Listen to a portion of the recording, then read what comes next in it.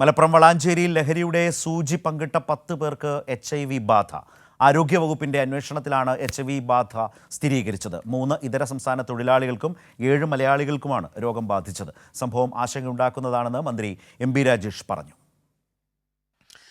വളാഞ്ചേരിയിൽ ആദ്യം HIV സ്ഥിരീകരിച്ചത് മലയാളിക്കാണ്. ഇതോടെ ഇയാളുടെ സംഘാംഗങ്ങളെ കൂടി പരിശോധിച്ചു. 2 മാസത്തിനിടയിൽ നടന്ന പരിശോധനയിലാണ് 10 പേർക്ക് HIV ബാധ സ്ഥിരീകരിച്ചത്.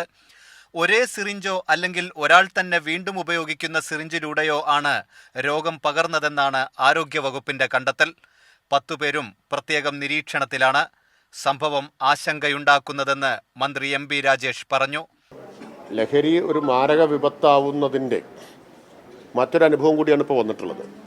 ലഹരി തന്നെ ഒരു മാരകമായിട്ടുള്ള വിപത്താണ്. ലഹരിക്ക് അടിമയാവുക എന്ന് പറഞ്ഞാൽ അത് ബോധം നശിക്കുമ്പോൾ ഇത്തരത്തിലുള്ള വലിയ വിപത്തുകളിലേക്ക് കൂടി നയിക്കുന്നു എന്നാണ് കാണിക്കുന്നത്. ജില്ലയിലെ മറ്റു ഭാഗങ്ങളിലും സിറിഞ്ച് പങ്കിടുന്നതിലൂടെ രോഗം ബാധിച്ചോ എന്നത് അന്വേഷിക്കുകയാണെന്ന് ജില്ലാ മെഡിക്കൽ ഓഫീസർ പറഞ്ഞു.